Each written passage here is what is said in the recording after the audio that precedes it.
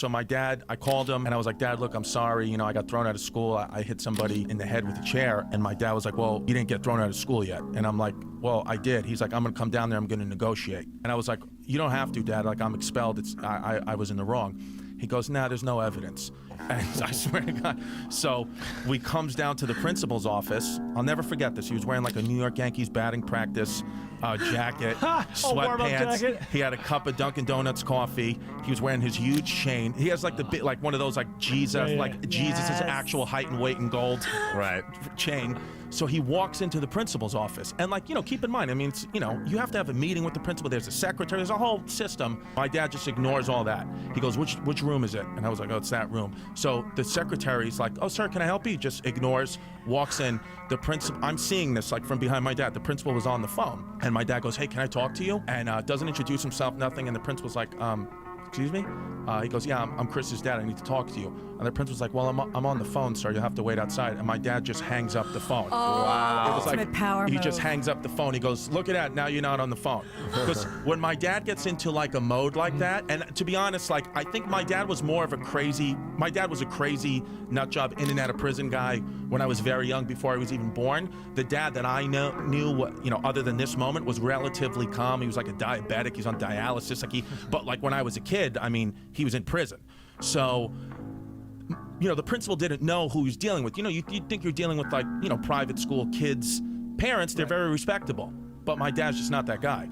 So my dad was like, we got a situation, you know, you can't throw my kid out of school. He's like, I can't let it happen. And the principal's like, well, he hit somebody in the head with a chair, so you have to, you know, unfortunately he's expelled. My dad's like, there's gotta be another way.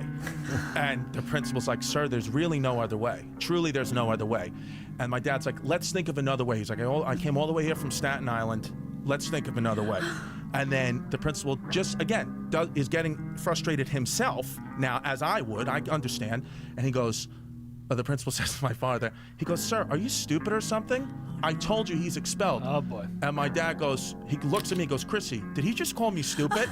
Anytime he called me by my girl name, I knew it was getting real. When he called me Chrissy, it was like, okay. So he told me to lock the door. I swear to God, it's Chrissy, do me a favor. That's fantastic. I swear to God, he goes, lock the door.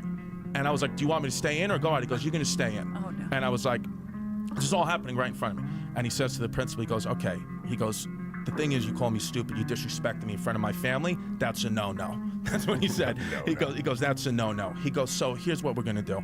He goes, you have two options now. And I swear it was the calmest my father was the whole moment, is when there was impending violence.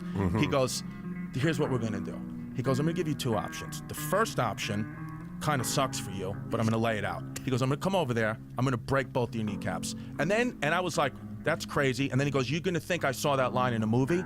He goes, I'm the kind of guy that they write these movies about. He said, I have no, and he was very, he had a reason. He said, I'd rather go to jail for the rest of my life than you throw him out and me have to listen to his mother's mouth for the rest of my life. So he said, You've been doing me a favor. That's the thing. He said, because he said to the principal, he said, either way I'm in prison. One's emotional, one's physical. He goes, I'd rather be in physical prison with my friends than have to listen to his mother forever, that it's my fault, that another mistake I made.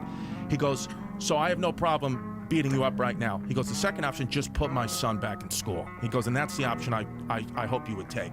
And then he's like, I'll give you a minute. And then he just looked at him.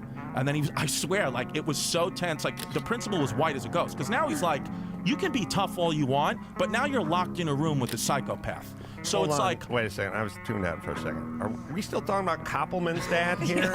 Or is this another Charles. fella altogether? That's a slightly different approach to parenting? Yeah, so the principal made his choice and put me back into school. I had detention before school and after school every day from September 14th through the end of the school year in June. And I got thrown off the basketball team, and, you know, to my father, and to be honest with you, I swear by the end of that year in June, my dad and this principal were like on handshaking, like friendly terms. Sure. Like he respected my father. I want to know... He was hitting his kid Oh, and then the kneecaps. kid would press charges. The kid was gonna press charges, him and his family were gonna press charges. That all went away too, and we're fine.